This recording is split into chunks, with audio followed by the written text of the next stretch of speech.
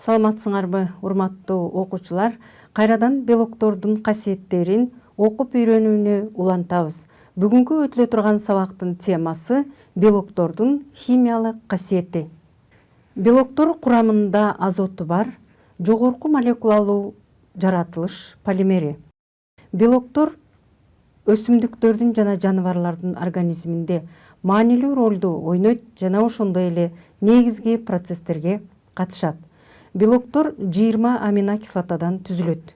20 аминокислотанын ар кандай иреттүүлүктө жайланышы боюнча ар түрдүү түзүлүштөгү жана функциясы ар түрдүү болгон белоктор синтезделип алынат.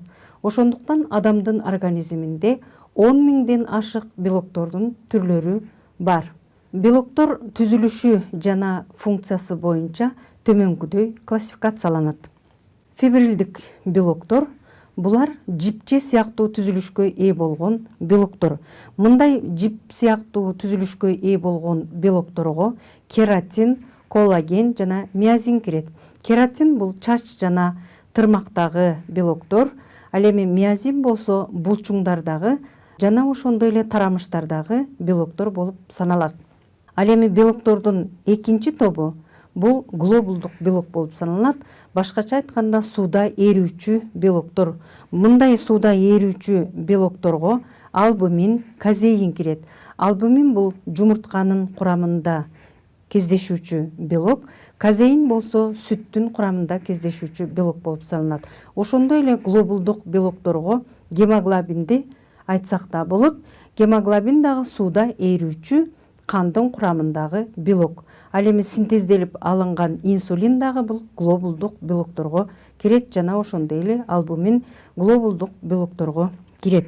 Мындан сырткары мембранадагы белоктор бул өсүмдүктөрдүн жана жаныбарлардын клеткасынын мембранасындагы белоктор бул мембранадагы белоктор болуп саналат. Белоктор организмде маанилүү ролду ойнойт. Белоктор организмде ар кандай функцияны аткарат. Мына ушул белоктордун организмдеги аткарган функциясына карата пластикалык белоктор, булар фибрилдик белокторду айтууга болот. Кератин жана ошондой эле коллаген жана миозин белоктору бул пластикалык функцияны аткарат. Же болбосо бул миозин белогу булчуңдарда жайланышкандыктан булчуңдун чоюлушун жана жыйрылышын жөнгө салып туруучу функцияны пластикалык белоктор аткарат экен. Белоктун экинчи функциясы бул транспорттук функцияны аткарат. Организмде транспорттук функцияга гемоглобиндин курамындагы гемди айтууга болот. Гем бул өткөн сабакта биз силер менен айтканбыз. Гем бул темирдин атомдорунан турат. Темирдин валенттүүлүктөрү 5 көмүртеги бар азоттуу негиздер менен байланышып, гемди түзүп турат. Ал эми мына ушул кычкылтек менен темир начар байланышты түзөт дагы оксигемоглобин пайда болуп, кычкылтекти бардык органдарга жана ткандарга жеткирип турат. Белоктун бул функциясын транспорттук функция деп атайбыз. Демек, гемоглобин транспорттук функцияны аткарат экен. Ошондой эле коргоочу функцияны аткаруучу белоктор бар. Мындай коргоочу функцияны аткаруучу белокторго албумин кирет. Ар кандай антителолордо пайда болгон белоктор организмди ар түрдүү инфекциялардан сактап турат. Ошондой эле жыйрылуучу функцияны аткарат белоктор. Мындай белокторго булчуңдун белогу миозинди мисалга алсак болот. Бул тарамыштарда жана ошондой эле булчуңдарда жайгашкан белоктор. Регулятордук функцияны аткарат белоктор. Мындай регулятордук функцияны кандагы белок инсулинди алсак болот. Бул кандын курамындагы кантты жөнгө салып турат. Жана ошондой эле энергетикалык функцияны аткарат белоктор. 1 грамм белок ажыраган учурда 17,6 килоджоул жылуулукту бөлүп чыгарат. демек энергия менен камсыз кылып турат экен. Андан кийинки акыркы функция бул катализдик функцияны аткарат. Организмде жүрүп туруучу химиялык реакцияларды тездетүүчү ферменттердин белоктору бул катализдик функцияны аткарат. Ар бир химиялык реакция жүргөн учурда ошол химиялык реакцияга байланыштуу болгон ферменттер бар. Организмдеги белокту синтездеп алуу абдан татаал. Бүгүнкү күндө окумуштуулардын астында мына ушул белокту синтездөө проблемасы дагы эле турат. Анткени белокту синтездөө үчүн эң биринчи белоктун биринчилик структурасын аныктап алуу керек, же болбосо аминокислоталардын иретин билип алуу өтө зарыл. Андан кийин гана белокторду синтездөөгө болот. Мисалы бүгүнкү күндө инсулин белогу синтезделип алынган. Мына ушул инсулин белогу 2 полипептик чынжырдан турат. Ал биринчи полипептиддик чынжыр 21 аминокислотадан турат. Ал эми экинчи полипептиддик чынжыр 30 аминокислотадан турат. Мына ушул аминокислоталардан белоктор синтезделип алынат. Белокторду синтездөө процесси организмде абдан тез убакытта жүрөт. Мисалы, бир белокту синтездөө үчүн 2-3 секунда убакыт кетет. Ал эми инсулиндин биринчи полипептиддик чынжырын синтездеп алуу үчүн практика жүзүндө 89 реакция жүргүзүлгөн. Ал эми экинчи полипептиддик чынжырын синтездеп алуу үчүн 189 реакция жүргүзүүгө зарыл болгон. Мына ушундай реакциялар жүрүш үчүн организмде 2-3 секунда гана убакыт кетет экен. Ошондуктан белокторду синтездеп алуу абдан татаал. Бүгүнкү күндө окумуштуулардын астында белокторду синтездөө проблемасы турат. Белокторго мүнөздүү болгон дагы бир касиет белоктордун гидролиздениши болуп саналат. Белоктор организмде айланып турат, же болбосо белоктор организмде ажырайт. Тамак аш менен кошо келген белоктор ферменттердин таасири астында ооз аркылуу ашказанына келет. Ашказанда ар кандай ферменттердин таасири астында ажырап, олигопептиддер пайда болот.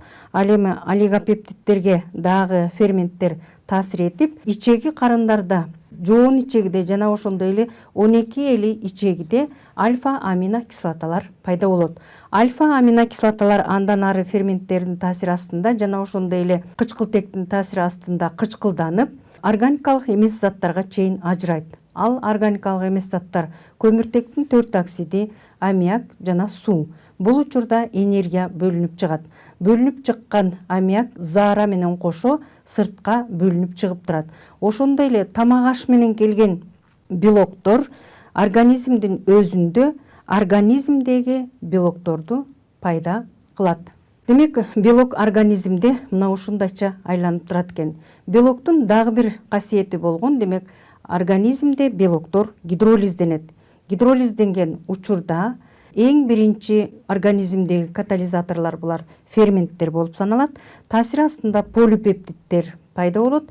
Андан кийин олигопептиддер, андан кийин дипептиддер, ал эми эң акыркы продуктасы болуп аминокислоталар болуп саналат. Аминокислоталар кычкылтектин таасир астында кычкылданып, андан ары органикалык эмес заттарга айланат. Белоктун дагы бир касиети бул белоктун денатурациясы. Денатурациясы өткөн сабакта биз силер менен айтканбыз. Белоктор денатурацияланышы үчүн ар кандай факторлор таасир этет. Температура таасир этет, ар кандай механикалык урунуулар таасир этет. Ошондуктан белоктордун мейкиндиктеги структурасы бузулат дагы, натыйжада белоктор денатурацияланат. Белоктордун денатурациясы экиге бөлүнөт: кайталануучу жана кайталанбоочу денатурация. Кайталануучу денатурация бул абдан сейрек кездешүүчү денатурация. Эгерде белоктун суудагы эритмесин алсак, бул учурда спирт, туз, металлдардын иондору таасир этсе, анда белоктун чөкмөсү пайда болот дагы. Кайра бир канча убакыттан кийин бул белоктун структурасы кайра калыбына келет. Бирок бул абдан сейрек кездешүүчү процесс болуп саналат. Ал эми экинчи денатурация бул кайталанбоочу денатурация. Кайталанбоочу денатурацияга оор металлдардын туздары таасир этет. коргошундун, осмийтин туздары таасир этет жана ошондой эле шелочтор таасир этет, ультра кызгылт көк нурлар таасир этет жана температура таасир эткен учурда экинчилик жана үчүнчүлүк структурасы өзгөргөн белок пайда болот экен. Башкача айтканда мейкиндиктеги структурасы өзгөргөн белок пайда болот. Мисалы, албумин белогунан жумуртканын курамындагы белоктон 60-100 градус Цельсия температурада эле белок денатурацияланат жана анын полипептиддик чынжырлары жыйрылып денатурацияланып калат. Белокторго мүнөздүү болгон бул физикалык касиети, белоктор абдан маанилүү болгон заттар, органикалык заттар. Белоктордун химиялык касиетинде белокторго мүнөздүү болгон түстүү реакциялар мүнөздүү. Анткени белоктун курамы бул түстүү реакцияга ээ болгондугунун себеби белоктордун курамынан көз каранды. Белоктор аминокислоталардан түзүлөт деп айттык биз силер менен. Демек, эгерде белоктор аминокислоталардан түзүлсө, аминокислоталардын курамында карбоксил тобу жана ошондой эле амино тобу бар. Карбоксил тобу кислоталык касиетти берет, ал эми амино тобу негиздик касиетти берет. Ошондуктан белоктор амфотердүү касиетке ээ болот экен. Мына белоктун курамын дагы бир жолу эске түшүрүп көрөлү. Белок аминокислоталардан NH2 жана карбоксил тобунан турат, радикал менен байланышат. Анын структуралык формуласы силер көрүп тургандай. Демек, белоктун эң негизги булактары болуп саналат экен жумуртка жана эт. Бул белоктун негизги булактары. Анда белокторго мүнөздүү болгон реакциялардын теңдемелерин жазып көрөлү. Белокторго кандай түстүү реакция мүнөздүү? Эң биринчи белокторго мүнөздүү болгон реакция бул ксанто протеин реакциясы деп аталат. Ксанто протеин реакциясы белоктордун курамындагы ароматтык углеводороддордун бар экендигин аныктоочу реакция болуп саналат. Эгерде жумуртканын белогунун суудагы эритмесине концентрацияланган азот кислотасын кошсок, анда сары түстөгү чөкмө пайда болот. Анын теңдемесин төмөнгүдөй жазабыз. Демек, курамында фенил радикалы бар аминокислота, фенил радикалы бар аминокислота концентрацияланган азот кислотасы менен кошулат. Бул болсо фенил аланин деп аталат. Бир жагынан амино тобу менен байланышып турат, экинчи жагынан карбоксил тобу менен байланышып турат. Мына ошол фенил аланинге концентрацияланган азот кислотасын таасир этсе, анда бензолдук шакекчеге азот кислотасынын курамындагы нитро тобун кошуп алат дагы сары түстөгү чөкмөнү берет жана ошондой эле суу бөлүнүп чыгат. Анда эмесе мына ушул ксантопротеин реакциясы боюнча тажрыйбага көңүл бурсаңар. Концентрацияланган азот кислотасы жана жумуртканын эритмеси берилген. Пробиркага жумуртканын эритмесин куюп алабыз. Ага концентрацияланган азот кислотасын куябыз. Куйган учурда ак түстөгү чөкмө пайда болот. Бул чөкмөнү газ горелкасы аркылуу ысытабыз. Isıtkан учурда ак чөкмөнүн өңү сары түскө өзгөрөт. Демек, бул сары чөкмөнүн пайда болгондугу белоктун курамында фенил радикалы бар экендигин далилдейт. Эгерде ушул эле эритмеге аммиактын эритмесин куйсак, анда сары чөкмөнүн өңү даана байкалат. Демек, мындан дагы белоктун курамында фенил радикалы бар экендигин билүүгө болот. Мына балдар, силер ксантопротеин реакциясынын жүрүшүн көрдүңөр. Демек, белоктун курамындагы фенил радикалын аныктоочу түстүү реакция бул ксантопротеин реакциясы деп аталат экен. Андан кийинки түстүү реакция бул бюрет реакциясы деп аталат. Бюрет реакциясынын теңдемесин төмөнкүдөй жазабыз. Бюрет реакциясы бул белоктун курамындагы пептиддик байланыштын бар экендигин аныктоочу реакция. Буга дагы белоктун эритмесин алып, ага жездин сульфатынын каныккан эритмеси жана ошондой эле натрийдин гидроксидин кошсок, анда ачык сыя көк түстөгү чөкмө пайда болот. Бул заттын теңдемесин төмөнгүдөй жазсак болот. Эгерде амина тобу жана карбоксил тобу радикал менен байланышкан, бул жездин гидроксидинин структуралык формуласын силер көрүп тургандай түзүлүштү жазабыз. Анда ал экинчи аминокислота менен кошулат дагы. Натыйжада аминокислотанын курамындагы амина тобундагы жана ошондой эле гидроксиддин тобундагы гидроксил тобу кошулат, суу бөлүнүп чыгат. Ал эми пептиддик байланыш менен жез байланышат. Жез эквиваленттүү болгондуктан бир валентине биринчи аминокислота менен байланышат, ал эми экинчи валентине экинчи аминокислота менен байланышат. Ал эми кычкылтек менен жездин ортосунда начар байланыш пайда болот. Мына ушул пайда болгон зат ачык сыя көк түстөгү чөкмөнү берет экен жана ошондой эле реакциянын натыйжасында суу бөлүнүп чыгат. Анда эмесе мына ушул бюрет реакциясы боюнча тажрыйбага көңүл бурсаңар. Жумуртканын белогунун эритмеси, жездин сульфаты жана натрийдин гидроксиди берилген. Жумуртканын белогун пробиркага куюп алабыз. Андан кийин пробиркага натрийдин гидроксидинен куюп алабыз. Алынган эритмеге жездин сульфатын тамчылатабыз.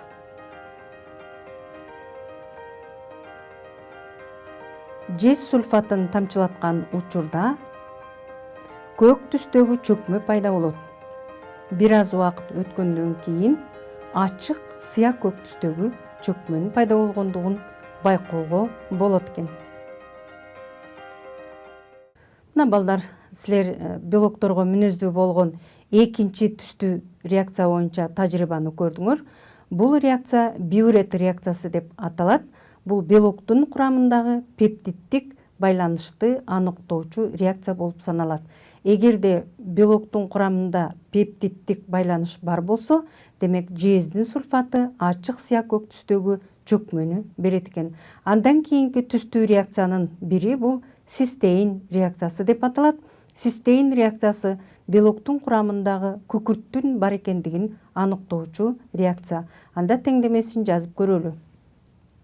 Цистеин реакциясы бул белоктун курамында күкүрттүн атомун аныктоочу реакция. Белоктун эритмесин алып, коргошундун ацетатын кошсо, анда коргошундун ацетаты жана натрийдин гидроксиди кошулат. Коргошундун ацетаты плюмбум CH3 COO 2 жолу деп жазылат, анткени коргошун эквиваленттүү пайда болот. Анда кара түстөгү чөкмө пайда болот экен. Бул кара түстөгү чөкмө белоктун курамында күкүрттүн атому бар экендигин далилдейт.